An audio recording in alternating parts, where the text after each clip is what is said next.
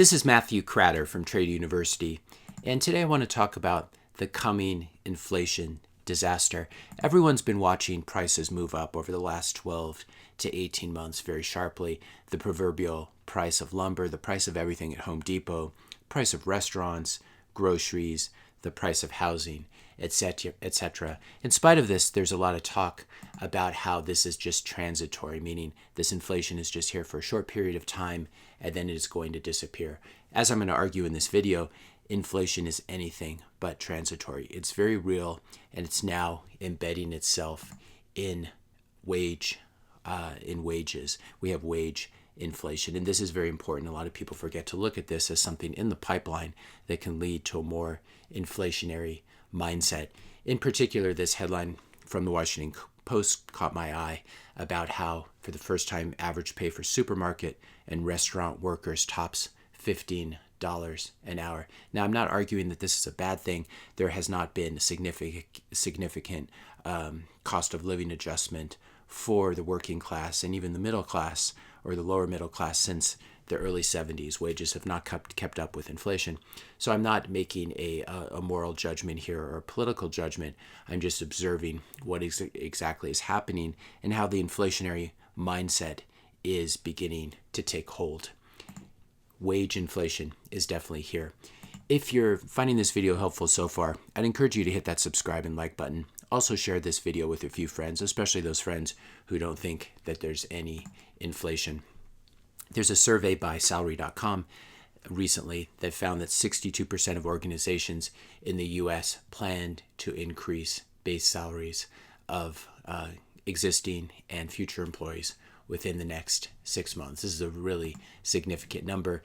If you just do a simple Google search too, it brings up just multiple articles about city council members voting to raise their salaries, various counties, whether they're in Idaho or in Texas, raising base salaries for government workers, factory workers being paid more. This was an article from the Wall Street Journal that got a lot of play, where this rubber parts factory in Cleveland was struggling to keep workers there. They actually raised their wages, and their profits doubled. So it was still profitable for the business, even though the pay of the factory workers went up a really significant percentage amount from $13.70 to $18.25.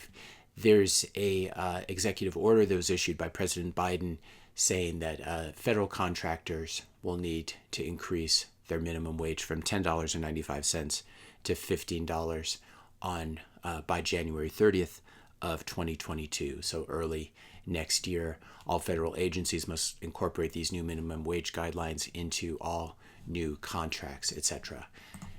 Another headline along these lines: employees that work for members of the House of Representatives in the U.S. or various committees will have their base level of compensation raised as well. So when people argue that inflation is transitory, this is simply not true if inflation is making its way into wages. And I think that's what we're seeing right now. Now, one reason that wages are sticky and wage price inflation or wage inflation is difficult to deal with is that it's very difficult to do pay cuts. You can obviously do them during a deep depression or a recession or a local recession. That being said, in normal times and at a national level, it's very, very difficult to do pay cuts simply because of the psychological phenomenon known as price anchoring. So we can think about it as this: if you take someone's salary from $10 back up to $15, and then you cut it a few years later, you take it back down to $12, they'll actually be more unhappy at that $12 than if they just stayed at $10 the whole time. This is price anchoring. It affects investors and traders as well as everyone else. It's just one way that the brain works. And so I'd suggest that we are seeing this incipient wage inflation. And when you have wage inflation, it trickles through and makes the price of everything, whether products or services, higher. And we're talking about very big percentage increases here, going from $10 or $11 to $15. This is massive wage inflation that I don't think the market is really taken into account yet. So the question I always get when I make a video like this is, well, doesn't that mean the Fed is going to have to raise interest rates to counter this inflation? And I think we're in a very different scenario now than we were, for example, under Paul Volcker in the late 70s, early 80s. The Fed right now, which is the Federal Reserve, the U.S. central bank, cannot raise interest rates. They cannot raise them at the front end of the curve, and they cannot allow rates to raise at the far end of the curve, the 5-year, 10-year, 30-year interest rates, simply because debt to GDP levels are so high now. They're much higher than they were under the famous Paul Volcker, who is famous for raising interest rates massively in the late 70s, early 80s, and breaking the back of inflation. What's different now is that debt to GDP levels are at about 128, 129%, whereas back in the early 80s, they were just at 34 or 35%.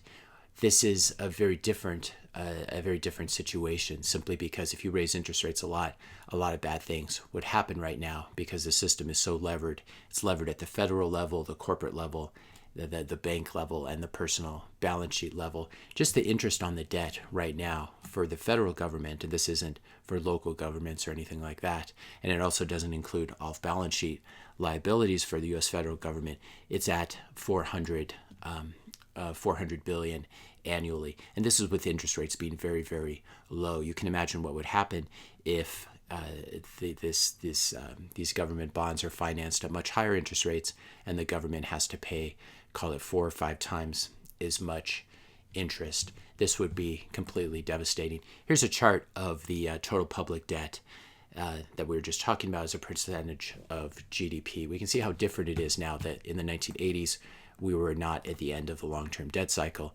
Debt to GDP levels were very low in the mid-30s, as we said, and now they're much, much higher. And so the playbook for the Fed and other central banks, this really applies to many other countries as well, Canada, Australia, the UK, the EU, etc. The playbook is going to be the same. It's going to be to monetize this debt. And it's actually much worse than it looks, because the actual debt, the federal debt, is not just, call it 28 trillion or whatever we said it was. When you take into account Social Security promises that have been made, you can add another 21 trillion, Medicare, another 33 trillion. When you add all these things up, you end up with $154 trillion worth of debt. So this debt to GDP level is actually much, much higher. It's closer to, call it 300% or 400% when you take into account the federal government's off-balance sheet liabilities, like the entitlement spending, as well as state and county and corporate debt, etc. And so what we're really going to see here is debt monetization. You cannot raise interest rates when debt levels are this high, and simply because also the amount of government spending and the amount of consumer spending that contribute to GDP are so high. And so if you raise interest rates, you're going to kill tax revenue, you're going to kill consumer spending, simply because these two things are so dependent on stocks going up and on real estate going up. So if you raise interest rates and you crash housing and you crash stocks, tax revenues dry up, and the general feel about the economy gets much worse, and the fiscal situation gets much worse because you're collecting less in tax revenues. And so what's going to need to happen is the government will need to keep spending at very high levels. This is why we have the Biden infrastructure bill. This is why we have just unbelievable amounts of spending in the pipeline. This government spending is all going to be funded by issuing debt. There's not enough tax revenues to pay for it, and there's really only one buyer of last resort for this government debt, and that is the Federal Reserve, the central bank in the U.S. They're going to need to continue to print up money and buy up a majority of this debt. What we say, another way of saying this, you may have read this online, the Fed is monetizing government deficit spending. The Fed is basically printing up new dollar bills, sending them over to the Treasury so they can be spent by the federal government.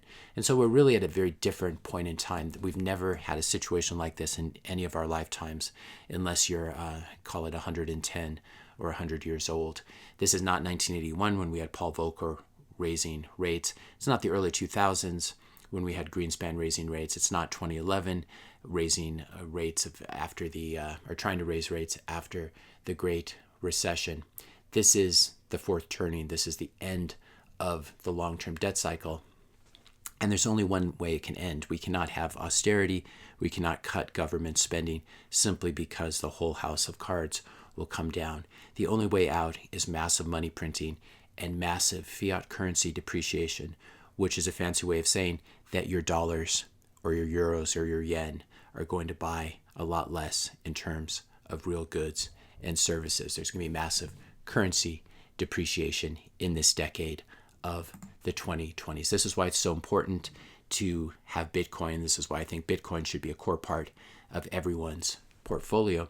In addition, there's some interesting commodity plays that I talk about in the paid section of Trader University, where I talk about my long-term investments in addition to Bitcoin. I have my favorite SPAC in long-term investment number one.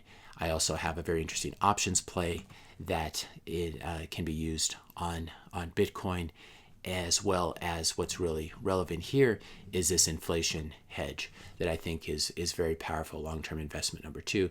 This is a commodity play using futures, and it's a really nice complement to holding Bitcoin in your portfolio. It's another way of sort of diversifying, but still maintaining a strong inflation hedge. And the nice thing about this, the way I've structured this, is even if the price of this commodity doesn't go up, the trade will still make money. It's a very interesting trade structure that I hold in my own portfolio.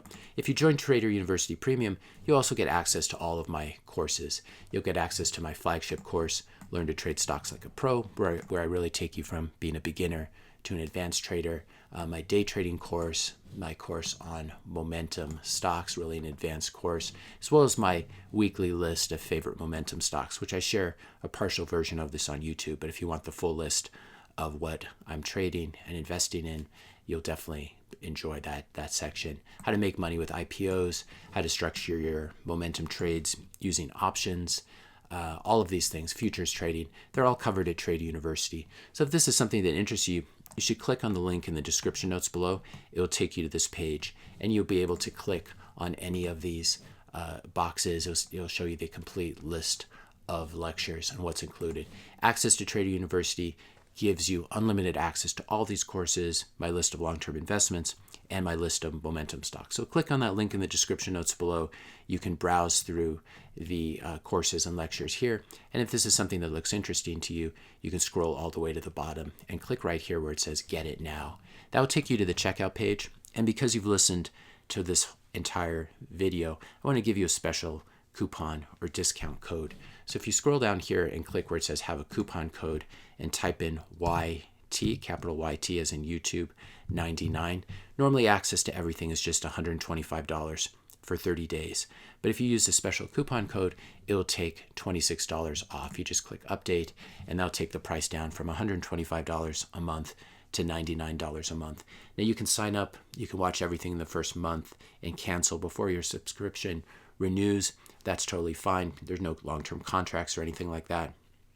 Or you can stick around for the next month, and I continue to add long-term investment ideas. I continue to add courses.